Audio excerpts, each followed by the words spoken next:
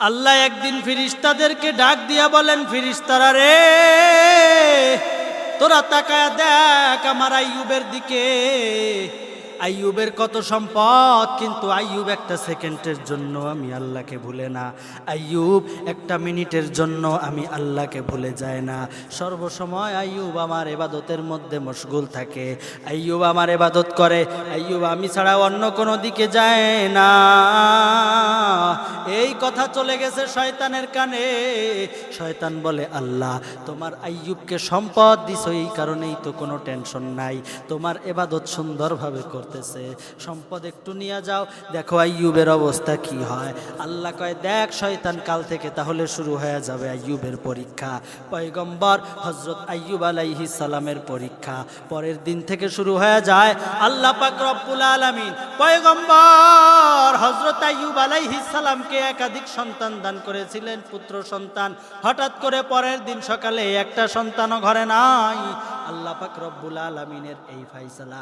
আইয়ুব আলাইহিস সালামের কাছে সবাই গিয়ে বলে, হযরত আপনার সব সন্তানগুলা গায়েব হয়ে গেছে, তাদেরকে আমরা কোথাও পাইতেছি না। পয়গম্বর আইয়ুব বলেন, তারা হলো আল্লাহর পক্ষ থেকে আমার কাছে আমানাত, আমি তাদের দায়িত্বে ছিলাম। কুল্লুকুম রাইন ওয়া কুল্লুকুম মাসউলুন আন রাইয়াতিহি, তোমরা প্রত্যেকেই দায়িত্বশীল, তোমাদের প্রত্যেককেই তার দায়িত্ব সম্পর্কে জিজ্ঞাসা করা হবে। সন্তানদের সম্পর্কে আমি আল্লাহর কাছে জিজ্ঞাসিত হইতাম। কাজেই আমার সন্তানরা দুনিয়ার থেকে আল্লাহ তাআলা তাদেরকে নিছেন, এটা আমার জন্য পরীক্ষা, মুক্তি হলো। আলহামদুলিল্লাহ, আমি কোনো টেনশন করি না। পয়গম্বর আইয়ুব আলাইহিস সালাম এতেও কোনো রকম বিগড়ে যান নাই।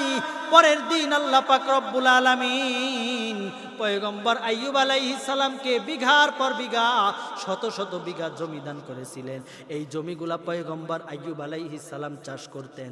পয়গম্বর আইয়ুব আলাইহিস সালামের জমির মধ্যে পাকা ফসল, একদিক দিয়ে আগুন ধরে সব ফসলগুলা পুড়ে গেছে। সকালবেলায় ওই ফসলে কাজ করনেওয়ালা বান্দাগুলা, কৃষকেরা পয়গম্বর আইয়ুব আলাইহিস সালামের কাছে এসে বলে, আল্লাহর পয়গম্বর দেখেন পরীক্ষা কেমন। এরপরে আলহামদুলিল্লাহ বলে আল্লাহর শুকরিয়া আদায় করে। পয়গম্বরের কাছে আসার পরে বলে, আল্লাহর পয়গম্বর গো, এই যে আপনার সমস্ত সম্পদ ছিল, সম্পদগুলো সব নষ্ট হয়ে গেছে, এগুলো আর আপনার জন্য নাই গো আল্লাহর পয়গম্বর, সম্পদগুলো আপনার জন্য আর পাবেন না, সম্পদগুলো সব আগুন ধরে পুড়ে গিয়েছে, কাজেই সম্পদ আপনার হাতছাড়া হয়ে গিয়েছে। এমনকি জমির দাগগুলো ঠিক নাই, মানুষজন দখল করে নিয়ে যাচ্ছে, আপনার জমির সীমাটা পর্যন্ত ঠিক নাই। পয়গম্বর আইয়ুব আলাইহিস সালাম বলেন, দুনিয়াতে যখন আসছিলাম সম্পদের দলিল আল্লাহ দিয়ে পাঠান নাই, আল্লাহ পাক শুধু আমাকে পাঠাইছিলেন, আমি ছিলাম অক্ষম, আল্লাহ তাআলা এত সক্ষম দিছেন, এখন শুধুমাত্র একটু সম্পদ নিয়ে গেছেন, তাতে কি এই সম্পদ থাক, এই সম্পদ আল্লাহর রাস্তায় চলে যাক, আমার কোনো দুঃখ নাই। আল্লাহ পাকের দেওয়া সম্পদ আল্লাহ পাক আবার নিয়ে গিয়েছে, আমার কোনো কষ্ট নাই, সম্পদগুলো আল্লাহ পাকের রাস্তায় চলে যাক, কোনো সমস্যা নাই। পরের দিন এমন ভাবে আইয়ুব আলাইহিস সালাম পরীক্ষা দিতেই আছেন। আইয়ুব আলাইহিস সালামের ঘরের মধ্যে 4টা স্ত্রী ছিল। এই স্ত্রীগুলা আইয়ুব আলাইহিস সালামের খেদমত করত। হঠাৎ করে স্ত্রী 3 জনকে পাওয়া যায় না। বিবি রহিমার ঘরে পয়গম্বর আইয়ুব আলাইহিস সালাম ওই দিন ছিলেন, শুধুমাত্র বিবি রহিমাই ছিল, আর বাকি স্ত্রীরা নাই, সবাই চলে গেছে।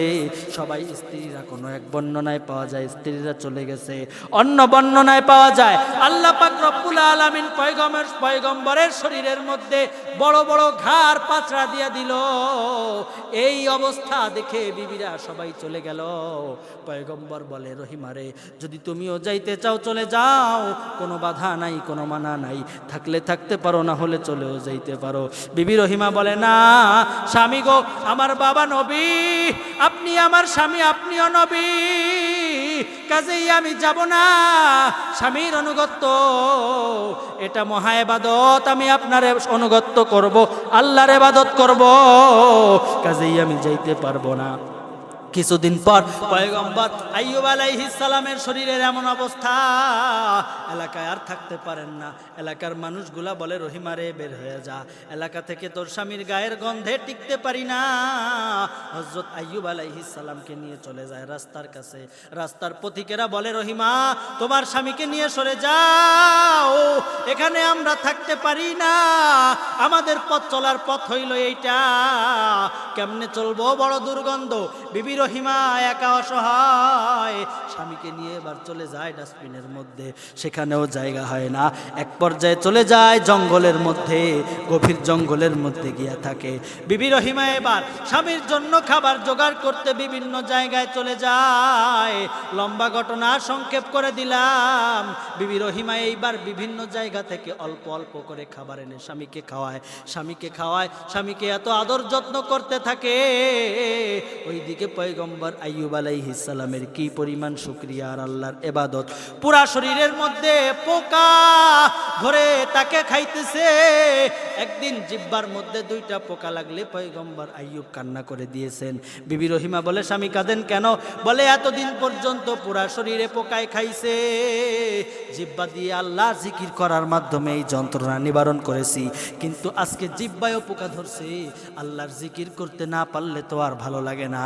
18 বছর পর্যন্ত পরীক্ষা দিয়েছে, আল্লাহ তাআলা সুসংবাদ দিয়া পাঠাইছেন, জিবরিল আমিনকে যাও, আইয়ুব তুমি পাশ করে গিয়েছো, তোমার পরীক্ষায় তুমি উত্তীর্ণ হয়েছো। জিবরিল আমিন এসে এই খবর দিলে পয়গম্বর আইয়ুব আলাইহিস সালাম বলেন, আল্লাহ পাকের পক্ষ থেকে আলহামদুলিল্লাহ, আমি আল্লাহর পরীক্ষায় পাশ করছি। পয়গম্বর আইয়ুব আলাইহিস সালামের সুস্থতার পদ্ধতি কি? জিবরিল আমিন বলেন, মাটি দিয়ে একটু পায়ে ধাক্কা দেন। আবারও পয়গম্বর হাউমাউ করে কান্না শুরু করছেন। কাঁদেন কেন? বলে, এতদিন পর্যন্ত এমন কথা কেউ বলে নাই, আমি যে মাটি দিয়া পায়ে ধাক্কা দিব, আমার পায়ের নিচে তো গোড়ালি নাই, তো ধাক্কা দিব কেমনে? কাজেই আমি ধাক্কা দিতে পারতেছি না। জিবরিল আমিন বলেন, কোনো মতে একটু আঘাত করলেই হবে। পয়গম্বর আঘাত করার সাথে সাথে ঝরঝর ঝরঝর করে পানি বের হইতে শুরু হয়। পয়গম্বর আইয়ুব পানিগুলো শরীরে ডলে নেওয়ার সাথে সাথে পুরা শরীর আগের থেকে অনেক ভালো হয়ে যায়। এই জন্য আল্লাহর দরবারে পরীক্ষা যদি কখনো আসে, আল্লাহ বলেন, ওয়াস্তাইনু বিস-সাবরি ওয়াস-সালাহ, আল্লাহর দরবারে সাহায্য চাও নামাজ এবং ধৈর্যের মাধ্যমে। পয়গম্বর আইয়ুব আলাইহিস সালাম কত বড় ধৈর্যবান, সব সম্পদ দিয়া দিলেন, 18 বছর পর্যন্ত এই পোকা ধরা শরীর নিয়ে জীবনটা কাটাইলেন। এই জন্য আমাদের আল্লাহর পরীক্ষার ক্ষেত্রে সতর্ক থাকতে হবে। আল্লাহর প্রত্যেকটা পরীক্ষায় যেন আমরা উত্তীর্ণ হতে পারি। আল্লাহ তাআলা তৌফিক দান করুন।